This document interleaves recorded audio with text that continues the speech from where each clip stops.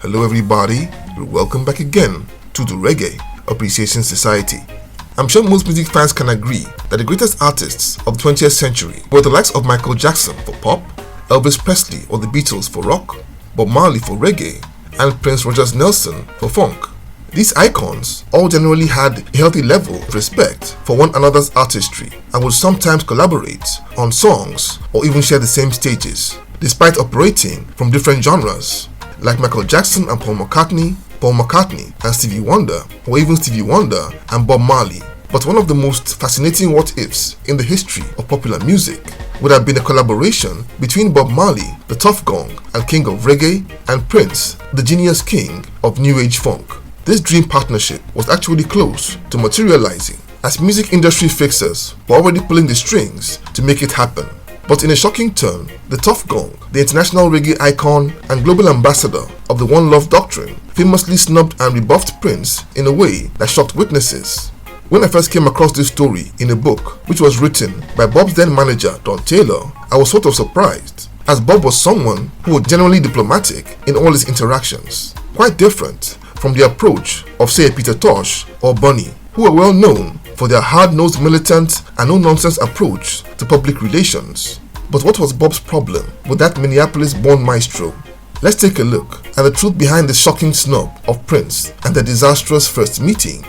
Now this story begins in late November 1979 in California at the very peak of the American leg of the Survival album tour. The Tough Gong was by then an established superstar who had just finished touring Australia, Japan, Canada, and Europe to sold-out venues. It had been 4 years since he had joined forces with Don Taylor, an artist manager par excellence who had leveraged on his unique skills and extensive networks to help market Bob Marley as not just a Jamaican superstar but a truly global brand, just like he was doing as Jimmy Cliff's manager as well. Besides representing reggae's royalty, Don Taylor also managed the affairs of other artists, and one of them was a 21-year-old singer and multi-instrumentalist called Prince Rogers Nelson, who went by the stage name of Prince. A bona fide musical genius, he had been signed by Warner Brothers Records in 1978 and released his debut album For You the year before, and had just started touring to promote his second album in the self-titled Prince that year. He'd before then fired his ex-manager Owen Husney and was then working with Don Taylor. And by November 1979, Prince's tour was supposed to hit California with a concert at the Roxy Theatre in West Hollywood, Los Angeles on the 26th of November. As fate would have it, that date would intertwine with Bob Marley's own itinerary, as he was built to perform at a benefit concert on the very next day at the same venue in honor of boxing legend Sugar Ray Robinson. Don Taylor, like your average record industry operative, saw the massive opportunity for his then upcoming artist client, who was undoubtedly talented but still needed a big break, and envisioned a possible collaboration with his megastar client in Bob as a catalyst for an epic breakthrough. After rocking the hell out of audiences at the Apollo Theatre in New York, the Civic Center in Ottawa, Canada, and the Penn Hall in Philadelphia, Bob made his way back to California a few days to his scheduled show. And when he arrived, Don Taylor went to work, telling him about an amazing young artist that he was certain was the next big thing and would blow his mind if he saw him play. And he told Bob that he felt the two of them would totally rock if they collaborated on a song, and suggested that they go watch him perform at his concert at the Roxy Theatre in a few days' time. Don Taylor was one heck of a salesman, and Bob agreed to go to see this young artist, an upcoming sensation, for himself. And just thinking about it now, I find it very hard to understand how this collaboration would have sounded due to how different their genres were. But sound aside, there was a more massive hurdle to cross. Prince, as we all know, was one eccentric character with a wild and provocative fashion style that was androgynous and totally in tune with the fashion of new wave artists who would come to dominate the 1980s in a few years. He'd always been edgy, as evidenced from his first 2 albums, but he was set to take it up a notch with the album Dirty Mind, which was coming out in a matter of months. Now try and picture this androgynous artist, his outrageous outfits, plus sexually explicit gestures and lyrics, coming in contact with an established 34-year-old devout Rastafarian, militant Pan-African activist and modern-day prophet at the very peak of his game, and try and imagine the outcome of their meeting. By that period, Prince had singles like Soft and Wet and Sexy Dancer, while Bob on the other hand was simply sizzling with the flames of idealism and had just unleashed his most revolutionary compilation in the Survival album with militant anthems like Zimbabwe and So Much Trouble in the World.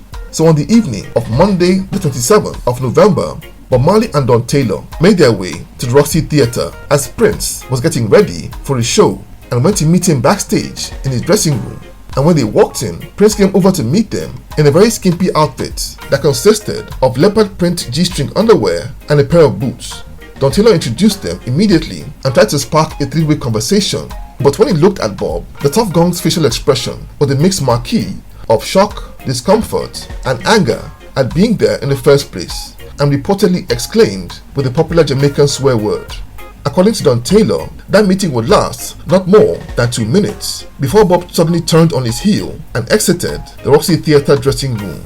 He would roast his manager on their way out for even thinking that he would collaborate with the slackness that Prince represented. Don Taylor's vision of a collaborative fusion of Bob Marley and the Wailers' heavy sound and Minneapolis synth funk would go up in smoke as Bob stormed off back to the hotel to get some rest before his show the very next day. And of course, Don Taylor would never bring up the idea again before the calamitous falling out with Bob in Africa a few weeks later, when he was roughed up and fired for overcharging Bob's girlfriend's father, the president of Gabon, for a concert in January 1980. The Top Gong passed on less than 18 months later, while Prince, of course, would go on to a massive career as one of the greatest funk musicians of all time. And despite being snubbed, he never held a grudge against Bob and recognized it for what it was, as simply a meeting of two artists from two very different worlds.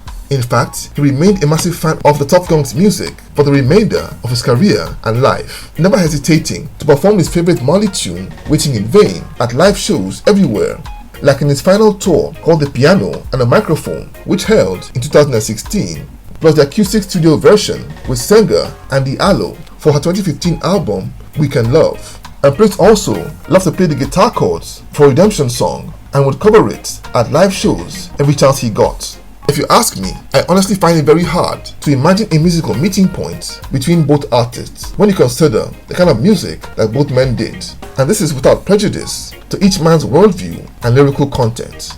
Plenty of critics and fans love to imagine a fusion sound, but Bob's henchmen like Aston Barrett were known to be die-hard reggae purists who always kicked up dust whenever he tried to experiment with new sounds.